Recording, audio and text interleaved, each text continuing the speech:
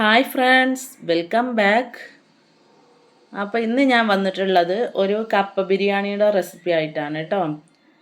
അപ്പോൾ കപ്പ ബിരിയാണി എങ്ങനെ റെഡിയാക്കി എടുക്കണമെന്ന് നോക്കാം. അതിന് വേണ്ടിയിട്ട് ഞാനിവിടെ ഒരു ടേബിൾ സ്പൂൺ മല്ലി എടുത്ത് വെച്ചിട്ടുണ്ട്, ഒരു 4-5 വറ്റൽമുളക്, ഒരു ടീസ്പൂൺ പെരിഞ്ജീരകം, 2 തണ്ട് കറിവേപ്പില. അപ്പോൾ ഇതെല്ലാം കൂടി നമുക്ക് ഇനി ഒന്ന് വറുത്തെടുക്കണം. എണ്ണയൊന്നും ചേർക്കാതെ തന്നെ ഡ്രൈ റോസ്റ്റ് ചെയ്തെടുക്കണം. അതിന് വേണ്ടിയിട്ട് മല്ലി ഞാൻ ചട്ടിയിലേക്ക് ഇട്ട് കൊടുത്തിട്ടുണ്ട്. എന്നിട്ടിത് നന്നായിട്ടൊന്ന് വറുത്തെടുക്കുക. തീ കുറച്ച് വെച്ചിട്ട് തന്നെ വറുത്തെടുക്കാൻ നോക്കുക, അല്ലെങ്കിൽ പെട്ടെന്ന് കരിഞ്ഞു പോവും. പിന്നെ ഇതിലേക്ക് ഞാൻ എടുത്ത് വെച്ചിട്ടുള്ള വറ്റൽമുളക് ചേർത്ത് കൊടുത്തിട്ടുണ്ട്, അതും കൂടെ ഒന്ന് വറുത്തെടുക്കാം. ഇനി ഇതിലേക്ക് പെരിഞ്ജീരകം ഇട്ട് കൊടുക്കുകയാണ്. പെരിഞ്ജീരകം ഒന്ന് പൊട്ടി വരുന്നത് വരെ ഒന്ന് വറുത്ത് കൊടുക്കുക. ഇനി ഇപ്പോൾ ഇതിലേക്ക് എടുത്ത് വെച്ചിട്ടുള്ള കറിവേപ്പിലയും കൂടെ ചേർത്ത് കൊടുക്കാം.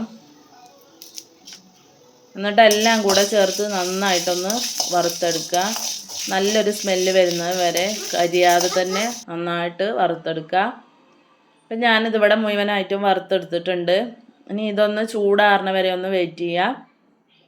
ചൂടാറിയതിന് ശേഷം നമുക്കിത് മിക്സിയുടെ ചെറിയ ജാറിലിട്ടിട്ടൊന്ന് പൊടിച്ചെടുക്കണം.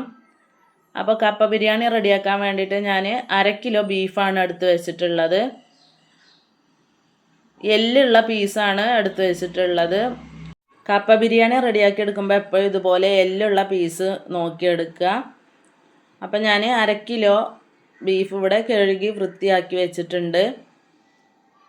ഇനിയിപ്പോൾ നമുക്ക് ബീഫ് ആദ്യം ഒന്ന് വേവിച്ചെടുക്കണം. അതിന് വേണ്ടിയിട്ട് ഞാനിവിടെ ഒരു കുക്കർ എടുത്ത് വെച്ചിട്ടുണ്ട്. ഇനിയിപ്പോൾ കുക്കറിലേക്ക് നമുക്ക് ബീഫ് ഇട്ട് കൊടുക്കാം.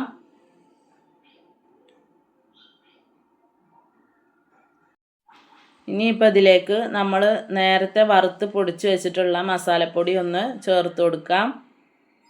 അപ്പോൾ മസാലപ്പൊടി ഞാൻ ബീഫിലോട്ട് ചേർത്ത് കൊടുക്കുകയാണ്. എന്നിട്ട് നന്നായിട്ടൊന്ന് മിക്സ് ചെയ്തെടുക്കണം. പിന്നെ ഞാനിതിലേക്ക് ആവശ്യത്തിനുള്ള ഉപ്പും കൂടെ ചേർത്ത് കൊടുക്കുന്നുണ്ട്.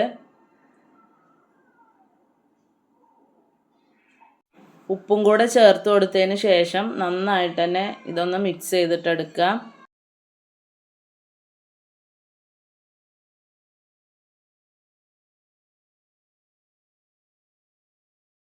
അപ്പം ഞാനിതിവിടെ നന്നായിട്ട് മിക്സ് ചെയ്തെടുത്തിട്ടുണ്ട്. ഇനി ഇതിലേക്ക് കുറച്ച് ഇൻഗ്രീഡിയൻസ് കൂടെ ചേർക്കാനുണ്ട്. അതിന് വേണ്ടിയിട്ട് ഞാൻ കുറച്ച് കൊച്ചുള്ളി എടുത്തിട്ടുണ്ട്, കുറച്ച് വെളുത്തുള്ളിയും കൂടി എടുത്തിട്ടുണ്ട്. എന്നിട്ട് ഇവയെല്ലാം കൂടി ഒന്ന് ക്രഷ് ചെയ്തിട്ട് ഒന്ന് ചേർത്ത് കൊടുക്കുന്നുണ്ട്. ഇനി ഇതിലേക്ക് ആവശ്യത്തിനുള്ള മഞ്ഞൾപ്പൊടി ചേർത്ത് കൊടുക്കാം. ഞാനിപ്പോൾ ഒരു 1/2 ടീസ്പൂണാണ് ചേർത്ത് കൊടുക്കുന്നത്. എന്നിട്ട് ഒന്നുകൂടെ ഒന്ന് നന്നായിട്ട് മിക്സ് ചെയ്തിട്ടെടുക്കുക.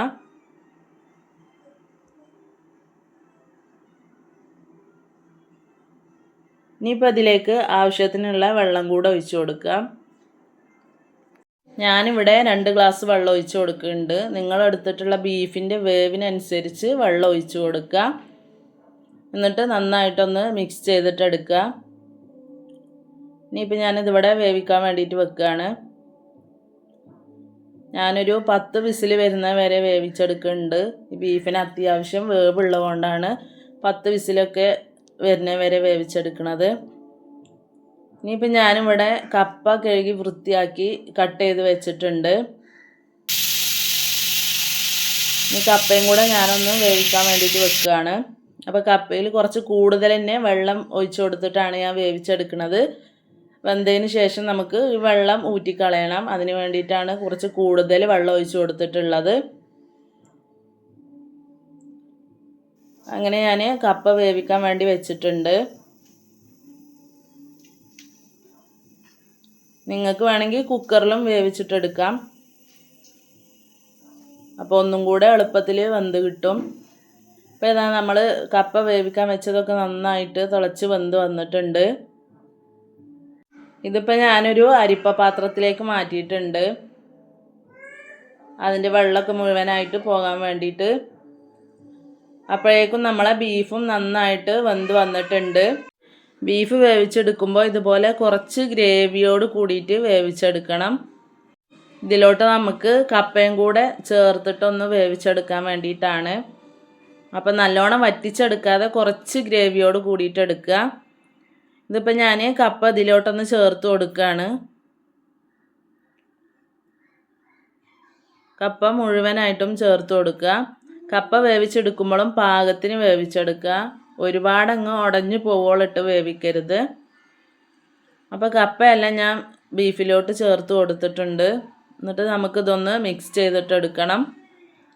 ഇതുപോലെ നന്നായിട്ട് തന്നെ മിക്സ് ചെയ്തെടുക്കുക.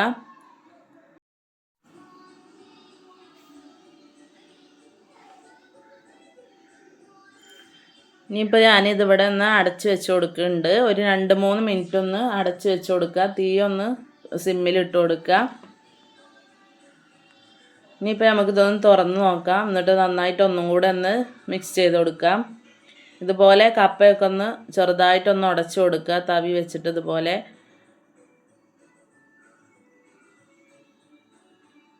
അങ്ങനെ ഇപ്പോൾ നമ്മളെ കപ്പ ബിരിയാണി ഇവിടെ റെഡി ആയിട്ടുണ്ട്. അപ്പോൾ എല്ലാവരും ഇതുപോലെ ഒന്ന് ഉണ്ടാക്കി നോക്കുക. വീഡിയോ ഇഷ്ടപ്പെട്ടാൽ ലൈക്ക് ചെയ്യുക, കമൻറ്റ് ചെയ്യുക. സബ്സ്ക്രൈബ് ചെയ്യാതെ കാണുന്നവരുണ്ടെങ്കിൽ പ്ലീസ് ഒന്ന് സബ്സ്ക്രൈബ് ചെയ്യുക. അപ്പോൾ അടുത്ത ഒരു വീഡിയോ ആയിട്ട് വരുന്നത് വരേക്കും ബൈ ബൈ.